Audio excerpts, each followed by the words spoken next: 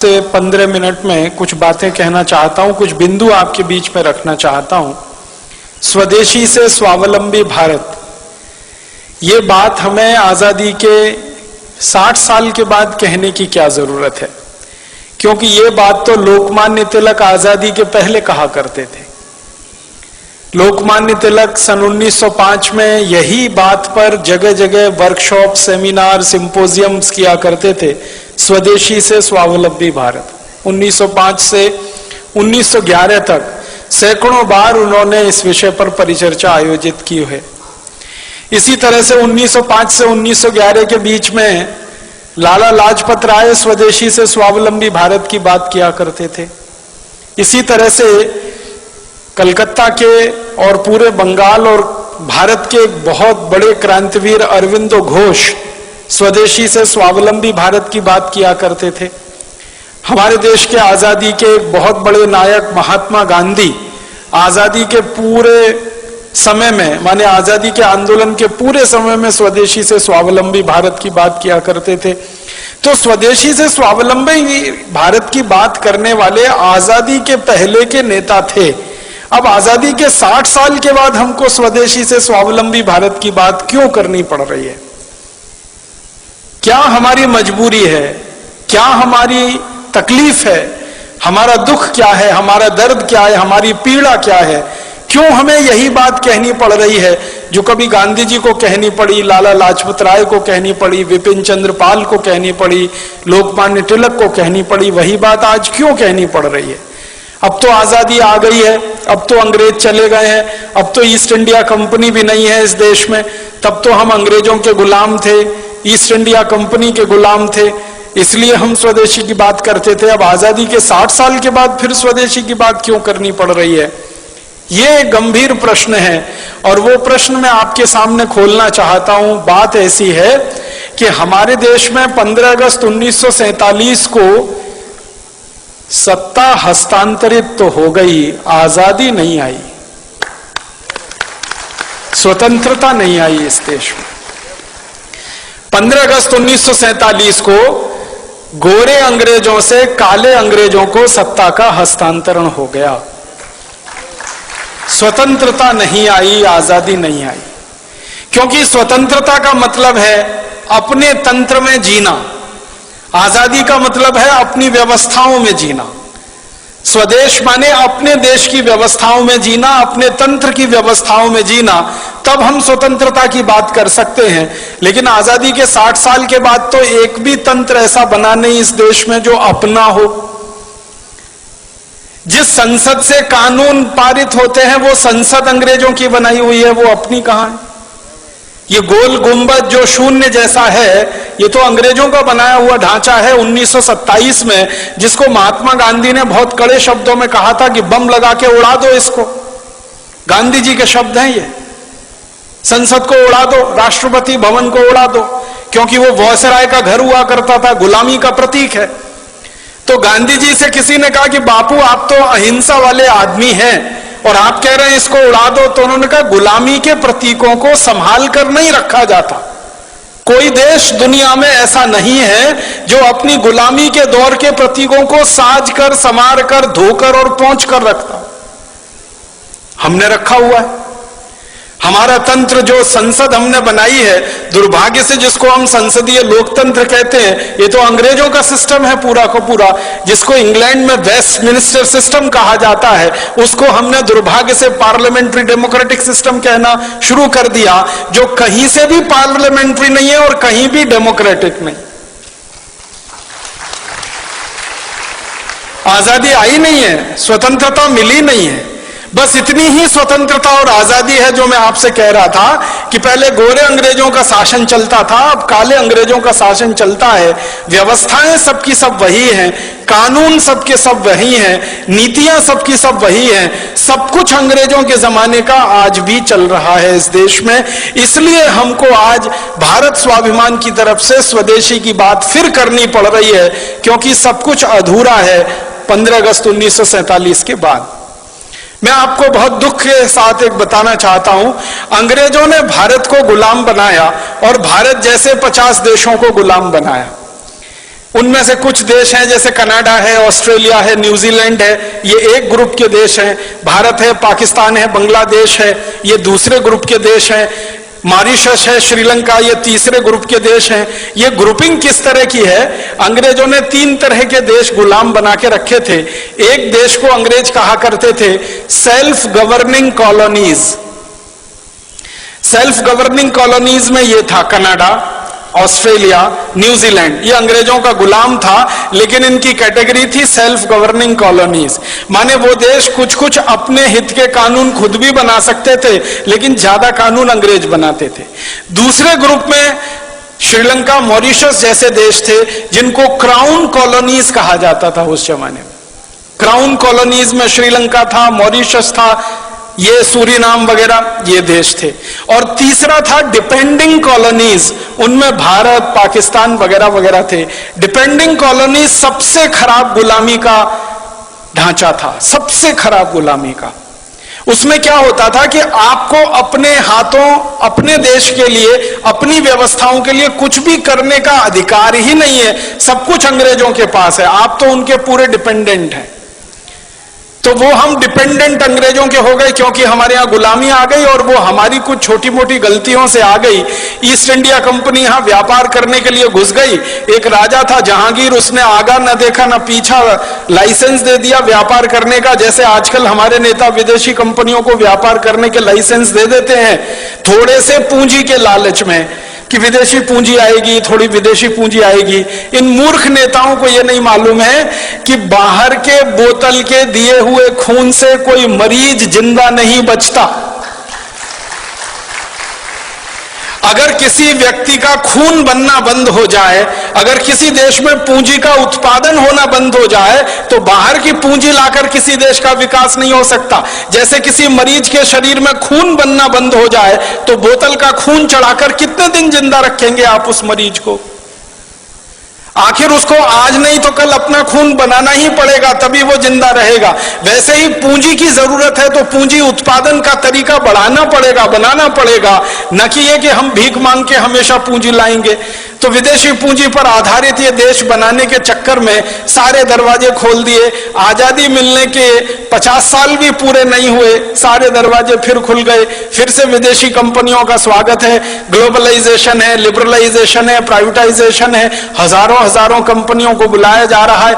हर एक क्षेत्र में उनको व्यापार करने का लाइसेंस दिया जा रहा है। जिन जिन क्षेत्रों में हम व्यापार करते थे अच्छा, वहां भी उनको बुलाया जा रहा है। पानी बेचने के लिए विदेशी कंपनियां आ गई, आलू का चिप्स बेचने के लिए आ गई, टमाटर की चटनी बेचने के लिए आ गई, आम का अचार बेचने के लिए विदेशी कंपनियां आ गई, डबल रोटी, पाव रोटी बेचने के लिए, अंडरवियर, बनियान बेचने के लिए विदेशी कंपनियां, क्रीम पाउडर, लिपस्टिक बेचने के लिए विदेशी कंपनियां। साधारण सी छोटी छोटी चीजों से लेकर हर बड़ी चीज तक सब कुछ विदेशी बेचेंगे इस देश में, ऐसा माहौल बनाया जा रहा है।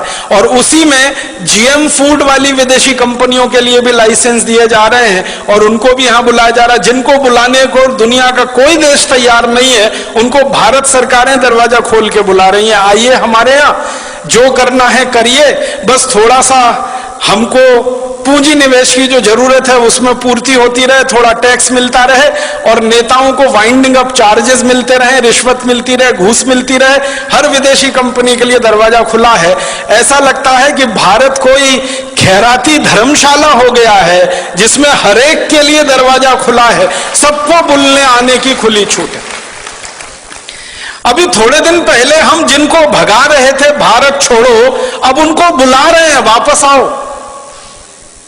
1942 में महात्मा गांधी का नारा था इस देश में, क्रांतिकारियों का नारा था क्विट इंडिया, छोड़ो भारत। अब हमारे देश के प्रधानमंत्री और मुख्यमंत्रियों का नारा है निट इंडिया, वापस आओ, KNIT, फिर जुड़ जाओ हमारे देश से। तो इतनी बेशर्म हमारे देश में नेतागिरी आई है, क्योंकि मैंने पहले ही कहा कि ये गोरे अंग्रेजों की जगह काले अंग्रेजों ने ले ली है। दिल दिमाग उनका वैसे ही चलता है जैसे अंग्रेजों का चलता था। आज हमारा देश दुर्भाग्य से पूरा का पूरा खतरे में है, क्योंकि ऐसे नेता देश में कुर्सी पर काबिज हैं जो हर क्षेत्र में विदेशी कंपनियों को बुला रहे हैं। उन्होंने इतिहास से सबक नहीं सीखा है कि एक गलती जहांगीर ने की थी जिसकी सजा पूरे देश ने 200 साल भुगती थी। अब लग रहा है कि जहांगीर ही जहांगीर पैदा हो गए हैं। मुझे तो कई बार ये व्यंग में कहने को मन करता है, जहांगीर मरा नहीं है, उसी की आत्मा हमारे देश के नेताओं में प्रवेश कर गई है। जो देखो विदेशी कंपनी को लाने के लिए विदेश जा रहा है, लाल कालीन बिछाकर उनका स्वागत कर रहा है। हमारा देश ऐसा हो गया। अब विदेशी कंपनियां घुस गई, हजारों हजारों की संख्या में घुस गई। इन कंपनियों ने जिंदगी के हर क्षेत्र पर कब्जा कर लिया। सवेरे आप सोकर उठें तो आपका टूथपेस्ट, बाथरूम में जाएं तो शेविंग किट्स, फिर नहाएं तो उसके बाद साबुन, फिर कपड़ा धोएं तो उसके साबुन, फिर बाहर निकलें तो कपड़े पहने, जूते पहने, चप्पल पहने, क्रीम पाउडर लिपस्टिक इस्तेमाल करें, सब कुछ विदेशी। सवेरे से शाम तक, रात को सोने जाएं तो मच्छर भगाने वाली अगरबत्ती भी विदेशी, और जिस मच्छरदानी में सोए वो मच्छरदानी विदेशी, जिस बिस्तर पे सोए उसका गद्दा विदेशी, गद्दे के ऊपर चादर विदेशी, सब कुछ विदेशी हो गया। 50 साल पहले तक इस देश में स्वदेशी स्वदेशी स्वदेशी स्वदेशी मंत्र हुआ करता था। आज इस देश के नेताओं ने विदेशी विदेशी विदेशी सब बना दिया। तो आजादी के 60-62 साल में हर क्षेत्र में विदेशीकरण जब हो रहा हो तब स्वदेशी की बात करनी ही पड़ेगी। और आजादी के 60-62 सालों में जब हर क्षेत्र में परावलंबन बढ़ रहा हो तो हमें फिर स्वावलंबन की बात करनी ही पड़ेगी। इसलिए स्वदेशी से स्वावलंबन की बात आज हमें करनी पड़ रही है। मैं आपको एक बहुत खराब बात कहना चाहता हूं, लेकिन वो आपको जानना जरूरी है एक सच के रूप में। हमारे देश में आजादी जब आने के लिए आंदोलन चल रहा था, संघर्ष चल रहा था, तो नेताओं के 2 वर्ग थे। एक वर्ग था नेताओं का जो ये कहता था संपूर्ण आजादी चाहिए और अपनी शर्तों पर चाहिए, क्योंकि कोई भी देश दूसरे देश को गुलाम बनाए ये उसके संवैधानिक अधिकार का हनन है। किसी भी देश को गुलाम बनाना किसी भी सभ्यता में, किसी भी संस्कृति में, किसी भी समय में परमिसिबल नहीं है, उसकी अनुमति नहीं है। तो एक वर्ग था देश में नेताओं का, जिनमें लाला लाजपत राय, विपिन चंद्र पाल, लोकमान्य बाल गंगाधर तिलक, अरविंदो घोष, भगत सिंह, ऊधम सिंह, चंद्रशेखर आजाद, सुभाष चंद्र बोस, अशफाक उल्लाह, राम प्रसाद बिस्मिल, ये सब क्रांतिकारियों की एक लंबी सूची है जो ये मानते थे कि आजादी चाहिए, स्वतंत्रता चाहिए और हमारी शर्तों पर चाहिए, अंग्रेजों की शर्तों पर नहीं। लेकिन इसी देश में एक दूसरा वर्ग था नेताओं का जो ये कहता था कि ना आजादी चाहिए ना स्वतंत्रता चाहिए, हमको तो अंग्रेजों की साठगांठ करके सरकार चाहिए। ना आजादी चाहिए ना स्वतंत्रता चाहिए, अंग्रेजों के साथ कुछ दोस्ती हो जाए, एक खराब शब्द है कोलिशन बन जाए अंग्रेजों के साथ, गवर्नमेंट हो जाए हमारी। एक नेताओं का वर्ग ऐसा भी था जिसके नेता थे पंडित मोतीलाल नेहरू, जिसके नेता थे फिरोज शाह मेहता, जिसके नेता थे सुरेंद्रनाथ बनर्जी, जिसके नेता थे सुरेंद्रनाथ सेन। ये नेताओं का एक वर्ग था जो ये कहता था अंग्रेजों से गठजोड़ करके किसी तरह भारत में एक ऐसी सरकार बने जिसमें पंडित मोतीलाल नेहरू और उनके सहयोगी मंत्री हो जाएं और अंग्रेजों का प्रधानमंत्री रहे, ये उसके नीचे मंत्री रहे, बस देश में चलता रहे। आजादी की क्या मतलब, स्वतंत्रता का क्या मतलब। तो एक वर्ग था ऐसे नेताओं का जो अंग्रेजों से गठजोड़ करके सरकार बनाना चाहता था, और एक वर्ग था ऐसे नेताओं का जो संपूर्ण आजादी और स्वतंत्रता लाना चाहता था। दुर्भाग्य क्या हुआ, जब यह देश आजाद हुआ तो जिस नेता के हाथ में यह कमान गई या जिन नेताओं के समूहों के हाथ में देश की आजादी की कमान गई, वो वही थे जो अंग्रेजों के साथ मिलकर किसी तरह देश में सत्ता और गठजोड़ करना चाहते थे। तो मानसिकता अंग्रेजियत वाली थी। तो आजादी मिलते ही उन्होंने देश में वो कुछ भी नहीं किया जो होना चाहिए था आजादी के तुरंत बाद। हमारी भाषा विदेशी हो गई क्योंकि हम गुलाम थे। आजादी आई तो भाषा स्वदेशी होनी चाहिए, वो नहीं हो पाई। हमारी भूषा विदेशी हो गई थी जो आजादी के पहले थी, हमारी भूषा स्वदेशी होनी चाहिए थी, वो नहीं हो पाई। हमारा भोजन विदेशी हो गया था, अंग्रेजों के समय में, अंग्रेजों के बाद हमारा भोजन स्वदेशी होना चाहिए था, वो नहीं हो पाया। हमारा भजन विदेशी हो गया था अंग्रेजों के जमाने में, वो भजन स्वदेशी होना चाहिए था, वो भी नहीं हो पाया। ना भाषा बदली, ना भूषा बदली, ना भोजन बदला, ना भजन बदला। और तो और भेषज हमारी औषधि जो पूरी स्वदेशी होनी चाहिए थी आयुर्वेद आधारित, वो पूरी की पूरी अंग्रेजियत आधारित एलोपैथी में चला गया। माने आजादी के बाद बदला कुछ नहीं, ना भाषा, ना भोजन, ना भूषा, ना भेषज, ना भजन, कुछ नहीं बदला। बदला क्या? एक ही चीज बदली, माउंटबेटन की जगह पंडित जवाहरलाल नेहरू, माउंटबेटन की जगह उनके मंत्रिमंडल के XYZ, और कुछ नहीं बदला इस देश में, सबका सब वैसे का वैसा ही रहा। हमारे देश में संविधान सभा बनाई गई, संविधान सभा में बार बार बहस हुई भाषा के सवाल पर, लेकिन उस मामले को पीछे लटकाया गया। बार बार बहस हुई कि अंग्रेजों का कोई प्रतीक हमें नहीं रखना है इस देश में, उसको ऐसे ही लटका के छोड़ दिया गया। सारी की सारी संविधान सभा की बहस बेकार हो गई जब 1935 के गवर्नमेंट ऑफ इंडिया एक्ट को भारत का संविधान बना दिया हमारे देश के लोगों ने। बहुत दुख और अफसोस होता है, गवर्नमेंट ऑफ इंडिया एक्ट अंग्रेजों ने बनाया था भारत को 1000 साल गुलाम बनाकर भारत पर शासन करने के लिए, वो हमारे देश का संविधान बन गया। गवर्नमेंट ऑफ इंडिया एक्ट का कॉमा फुल स्टॉप और भारत के संविधान का कॉमा फुल स्टॉप आप मिला लीजिए, कोई अंतर नहीं है उसमें। और जब ये बात उठी तो ये कहा गया भाई जल्दी है, जल्दी है, जल्दी है, इतनी जल्दी में भारत का नया संविधान नहीं बन सकता, तो थोड़ा गवर्नमेंट ऑफ इंडिया एक्ट ले लिया, फिर अमेरिका के संविधान से, कनाडा के संविधान से, ब्रिटेन के संविधान से, यहां से वहां से, वो कटिंग पेस्टिंग होती है ना, जैसे PhDs किए जाते हैं ना हमारे देश में, 10 किताबें इकट्ठी कर ली, फिर उसमें से 11 छप गई, वैसे ही दुनिया भर की 10 किताबें इकट्ठी हो गई, 11 हमारी बन गई, भारत का संविधान। जिसका सबसे बड़ा झूठ है वो वाक्य जिसमें कहा गया है हम भारत के लोग इस संविधान को आत्मार्पित करते। कब किया था? कोई बता दे मुझे, भारत के लोगों ने उसको आत्मार्पित? संविधान सभा के कुछ नेताओं ने उसको आत्मार्पित कर लिया, तो वो भारत के लोगों ने आत्मार्पित कर लिया, ये कैसे कह सकते हैं? कभी रेफरेंडम करा के देख ले इस देश में, कब किया था हमने आत्मार्पित उस संविधान? कानून अंग्रेजों ने बनाए 34,735 हिंदुस्तान को गुलाम बनाने के लिए, सारे के सारे कानून बिना कोमा फुल स्टॉप के आज भी चल रहे हैं। इंडियन पुलिस एक्ट अंग्रेजों का बनाया हुआ, इंडियन सिविल सर्विसेज एक्ट अंग्रेजों का बनाया हुआ, इंडियन पीनल कोड अंग्रेजों का बनाया हुआ, क्रिमिनल प्रोसीजर कोड अंग्रेजों का बनाया हुआ, सिविल प्रोसीजर कोड अंग्रेजों का बनाया हुआ, और तो और इंडियन एविडेंस एक्ट अंग्रेजों का बनाया हुआ, इंडियन सिटीजनशिप एक्ट। हम भारत के नागरिक हैं नहीं है, ये भी अंग्रेज तय करके गए हैं। उस कानून के आधार पर हम भारत की नागरिकता पाते हैं या नागरिक हो पाते हैं। कानून वैसे ही है, भाषा वैसी है, शिक्षा पूरी की पूरी जो अंग्रेज छोड़कर गए थे वही की वही है, स्वास्थ्य व्यवस्था, चिकित्सा व्यवस्था जो अंग्रेज छोड़कर गए थे वही की वही है। हमारे देश की एक भी व्यवस्था नहीं बदली है सिवाय एक नाम बदलने के, कि जहां पहले माउंटबेटन का नाम होता था, कर्जन का नाम होता था, लिलिथगो का नाम होता था, वॉरेन हेस्टिंग्स का नाम था, क्लाइव का नाम था, वहां पर अब हमारे हिंदुस्तान के कुछ देशी नाम आ गए, व्यवस्था सब की सब वही है। और तो और मैं आपको एक शर्म की बात बता रहा हूं, आजादी मिलने के 50 साल बाद तक हिंदुस्तान की संसद में बजट शाम को पेश होता था, शाम को 5 बजे, आजादी मिलने के 50 साल बाद तक। क्यों? जब हमारी संसद में शाम के 5 बजते हैं तो लंदन की संसद में सवेरे के 11:30 बजते हैं। ब्रिटिश संसद में सवेरे 11:30 बजे किसी को सुनना हो बजट तो अंग्रेज सुन सके, इसके लिए आजादी मिलने के 50 साल बाद तक, सन 1997 तक बजट शाम को 5 बजे आता रहा। इतनी गुलामी में यह देश रहा है, इतनी गुलामी। अंग्रेजों ने वंदे मातरम को बैन कर दिया था हमारे देश में, आजादी मिलने के 50 साल बाद तक हमारे देश की संसद में वंदे मातरम नहीं गाया जा सका।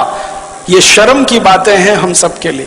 तो इसलिए हमारा मानना है, कम से कम मेरा तो मानना है, आजादी आई नहीं है, स्वतंत्र, कम से कम मेरा तो मानना है, आजादी आई नहीं है, स्वतंत्रता मिली नहीं है, सत्ता का हस्तांतरण हो गया, गोरे अंग्रेज चले गए, काले अंग्रेज आ गए, देश वैसे ही चल रहा है, व्यवस्था वैसे ही चल रही है। इसलिए न किसानों की हालत सुधरती है, न मजदूरों की हालत सुधरती है, न गरीबों की हालत सुधरती है, न मजलूमों की हालत सुधरती है, क्योंकि ये व्यवस्था जो आज चल रही है, ये तो अंग्रेजों ने बनाई थी लूट के लिए, खसोट के लिए, बर्बादी के लिए। आजादी मिलने के बाद अगर व्यवस्था वही चलेगी और आप ये कहो लूट ना हो, तब तो ये होने वाला नहीं है। लूट तो इस व्यवस्था का मुख्य आधार है। पहले अंग्रेज लूटते थे, अब हमारे ही काले अंग्रेज लूटते हैं इस देश को।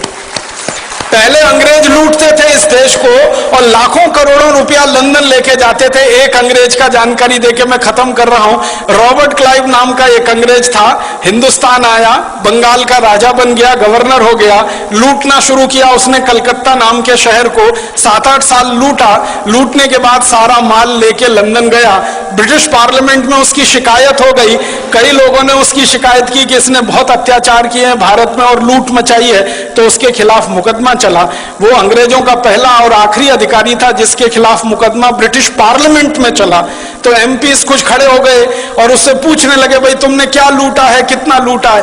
तो कहता है कि मैंने जितना भी लूटा है उसका आकलन तो नहीं किया है, लेकिन भारत से लाने के लिए पानी के मुझे 900 जहाज लगे, 900 शिप्स भर के मैं सोना चांदी हीरा जवाहरात कलकत्ता से लूट कर लाया। तो फिर एक अंग्रेज पूछता इसका वैल्यू बताओ, तो कहता है रफली 1000 मिलियन स्टर्लिंग पाउंड्स। एक अंग्रेज इतना लूट के ले गया, लंदन में उसने जमा कर लिया। तो ये तो अंग्रेज था जो विदेश से आया और हिंदुस्तान को लूट कर ले गया। अब काले अंग्रेजों ने इस देश का 72,80,000 करोड़ रुपए पिछले 60 साल में लूटा है और स्विट्जरलैंड की बैंकों में जमा कर रखा है। आप बताइए इनमें और अंग्रेजों में क्या फर्क है?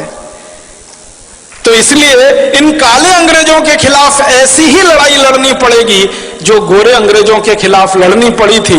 इन काले अंग्रेजों को हिंदुस्तान से ऐसे ही भगाना पड़ेगा जैसे कभी अंग्रेजों को भगाना पड़ा था, और इस व्यवस्थाओं को खत्म कर देना पड़ेगा जो अंग्रेज हमारे यहाँ छोड़कर चले गए हैं।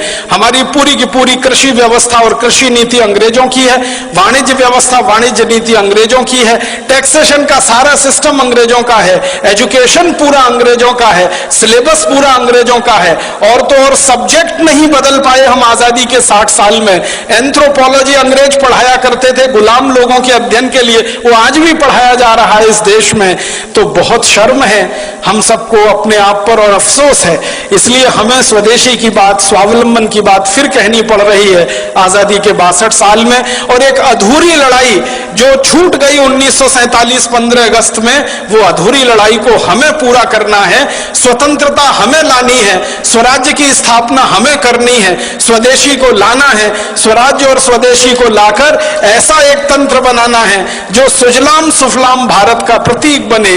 ये बोलकर आप सभी का आभार, बहुत धन्यवाद।